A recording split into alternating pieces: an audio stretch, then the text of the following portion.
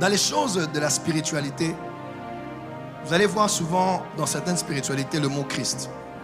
Parce qu'eux-mêmes croient que la dimension la plus élevée, disait un des disciples de Bouddha, il disait c'est atteindre la dimension christique. Voilà pourquoi Christ n'est pas un homme seulement, Christ est un état. Christ est un état. Maintenant, l'état christique, c'est quoi? Vous avez sûrement entendu parler, moi personnellement, lorsque j'étais dans, je le suis toujours, il y a un niveau, au niveau de la Rose-Croix, on vous dira que, dans certains enseignements, on vous dira qu'il faut atteindre l'état christique. Dans certains enseignements de gnostique, on vous dira qu'il faut atteindre l'état christique. Dans le christianisme aussi, le côté mystique du christianisme, on appelle ça les gnostiques. Comment dirais-je, au sein de l'église orthodoxe même, on vous parlera de l'état christique. Mais qu'est-ce que c'est l'état christique? L'état christique, c'est peut-être parce que les prêtres ne peuvent pas vous expliquer. Parce qu'il n'y a que les prêtres qui détiennent ces grandes vérités. Je connais des prêtres catholiques plus spirituels que beaucoup de prophètes. Voilà pourquoi plusieurs prêtres catholiques sont plus spirituels que plusieurs pasteurs. Il y a des prêtres bouddhistes qui sont plus spirituels que certains pasteurs.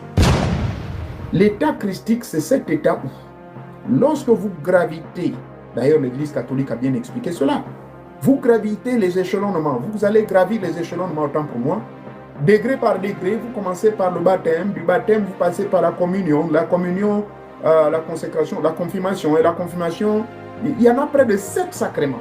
Mais ces 7 sacrements-là de l'église catholique correspondent aux 7 degrés initiatiques de la haute Kabbale, correspondent aux 7 degrés de l'élévation de Kundalini, le serpent de feu, chez les peuples hindous et chinois. Donc, dans ce qu'on appelle le Kundalini Yoga ou le yoga du Pranayama Yoga. Donc, tout est copie. Toute religion qui voit le jour copie sur une vieille religion, mais modifie et adapte selon l'espace et le temps. C'est ce que je peux vous dire. Donc, ce monsieur Sirius était considéré comme le Christ. Même Sirius était un oin.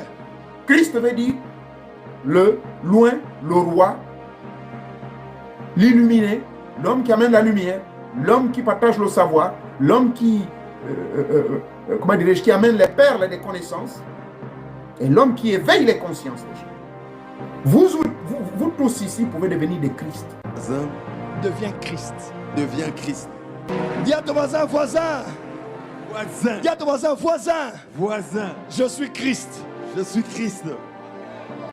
Et c'est là où je vous amène maintenant pour conclure sur la partie qu'on appelle l'état christique. Perfection, c'est l'état christique. Cet état christique, c'est l'état de la fusion de votre esprit individuel avec l'esprit cosmique universel, avec l'esprit fondamental. Dès lors que vous avez atteint cette grande fusion, rien n'est plus impossible. Vous devenez alors un élu au milieu des dieux. Rien ne vous échappe et vous êtes au contrôle. Rien ne vous échappe et vous êtes au contrôle. Si tu vas atteindre la dimension christique, où tu ne pêches pas, où tu n'es pas malade, où tu contrôles les circonstances de la vie, rien ne vous échappe et vous êtes au contrôle. où tu contrôles les circonstances de la vie,